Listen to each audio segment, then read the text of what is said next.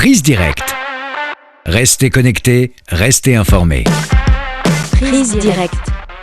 Restez connectés, restez informés. Des scènes jamais vues depuis 3 ans, des restaurants bondés, des salles de cinéma remplies, des centaines de millions de Chinois qui se déplacent par train, avion et voiture. Les Chinois viennent de célébrer une fête du printemps tout particulière sur fond de la levée des restrictions sanitaires.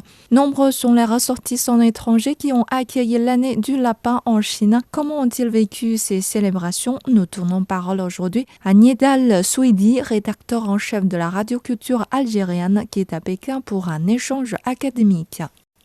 Niedal, vous venez de passer une fête du printemps en Chine. Vous dites que vous l'avez fêtée avec vos amis chinois, donc c'est une très bonne occasion de goûter toutes les spécialités qui sont liées à la fête du printemps. Exactement. Déjà là, je suis ici à Pékin depuis pratiquement presque 3 mois. On a pu célébrer ça dans le campus avec quelques amis. Il y avait des amis chinois, il y avait des amis étrangers. On a pu aussi goûter à la gastronomie chinoise. On a pu en profiter pleinement. Et dont le nom que vous avez complètement oublié, j'imagine. Non. Le nom des plats peut-être. Ouais. Enfin, on a pu déguster, savourer le fameux canard laqué piquenois. Peut-être aussi le ravioli, qui était, je dirais, dans de différentes formes. Même gustativement, il y a eu une variété très très prononcée, quoi. J'adore la gastronomie chinoise. Du coup, c'est toujours un réel plaisir pour moi de pouvoir savourer la cuisine chinoise. Chose que j'ai eu l'occasion de le faire pleinement ici à Pékin. À titre d'exemple, on s'est rendu dans un resto où on a dû attendre parce que le resto était super bondé, était super plein. Il n'y avait même pas de place. Pour nous, on a pu, je dirais, s'affréter le chemin, trouver une table quelque part.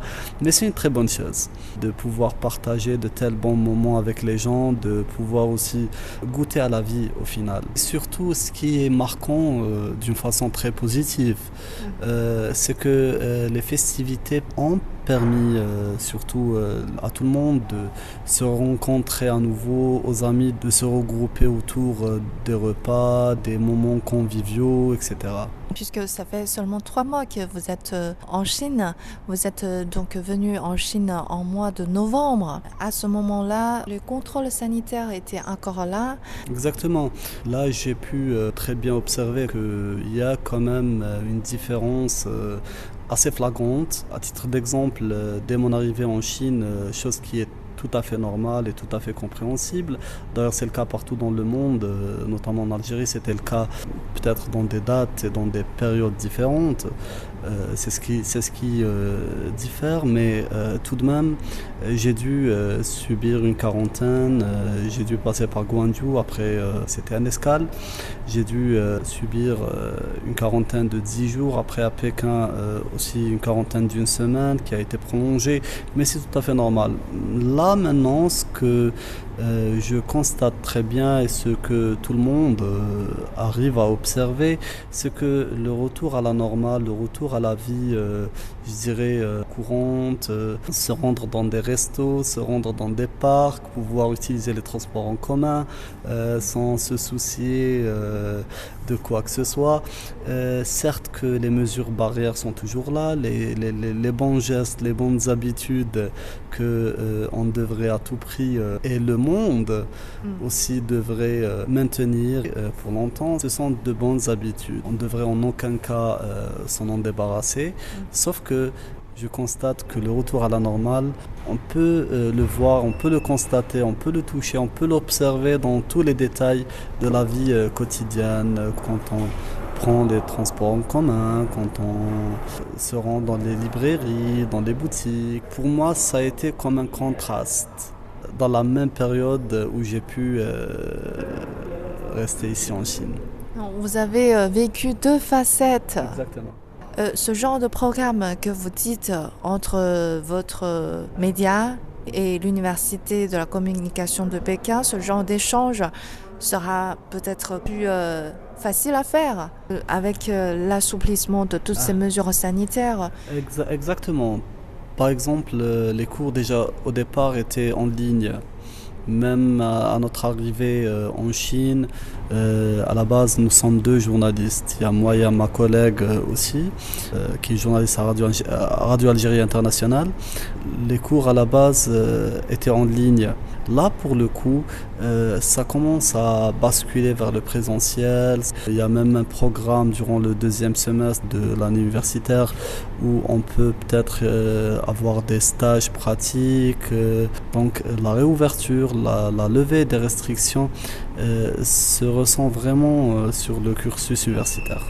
Rien ne peut plus vous tarder dans l'exploration de la Chine.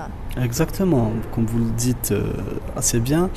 Déjà à la base, dans cette période-là, on essaye, tant bien que mal, de profiter quand le temps le permet aussi. Quand il fait beau, on essaye de sortir, de découvrir les musées, les parcs, les jardins, les temples. Moi, personnellement, je m'intéresse vivement à la culture chinoise, je m'intéresse vivement au mode de vie chinois. C'est un réservoir inépuisable. Qu'est-ce qui vous a marqué la culture chinoise ? L'authenticité, la diversité, la richesse. C'est une culture très authentique. Ce n'est un secret pour personne que la culture chinoise est une culture très dense. Est une culture millénaire, ancestrale, très profonde dans l'histoire. Vous savez que même si la modernité, si l'avancement technologique que la Chine connaît très très bien ces dernières années, il y a un avancement technologique mais très important. Malgré cela, la culture chinoise, les traditions sont toujours bel et bien présentes. Ça reflète, je dirais, une authenticité inégalée. Cette combinaison entre la tradition et la modernité et tradition. En parlant de modernité, mon sujet de mémoire est sur l'intelligence artificielle dans les médias chinois, dans les salles de rédaction chinoises. Et qu'est-ce que vous avez découvert ? Par exemple, le premier présentateur robot a été développé en Chine par Xinhua Agency en 2018. Je pense que même dans le groupe CCTV, il y a l'intelligence artificielle, learning machine. Dans les médias chinois, je pense que la Chine est un leader dans ce domaine. Son influence se ressent sur le monde entier, quoi. Les pays où j'ai pu constater aussi qu'il y avait une certaine avancée, d'exemple, il y a des pays européens que j'avais l'habitude de m'y rendre. D'une façon ou d'une autre, l'impact d'une façon très très positive qu'a la Chine, qu'a l'avancée technologique est très bien ressentie dans plusieurs domaines, pas seulement dans le domaine des médias, dans le domaine journalistique, dans plusieurs domaines. Comme on a beaucoup parlé de réajustement des politiques sanitaires en Chine, personnellement, en tant qu'un étranger, quelle est votre attente de ces mesures ? Vous pouvez peut-être se projeter à l'avenir. Vous savez que la pandémie a eu de lourdes conséquences dans le monde entier, notamment sur le plan économique. Je pense que la Chine peut, avec la levée des restrictions, contribuer d'une façon très importante et très conséquente, peuvent remettre les pendules à l'heure. Dans le sens où l'économie, je dirais, mondiale dépend énormément sur l'économie de la Chine. Si l'économie chinoise va bien, l'économie mondiale va bien aussi.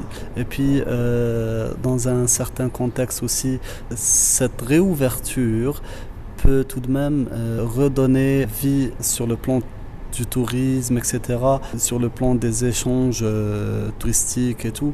Ça peut s'avérer un facteur très important, un facteur incontournable.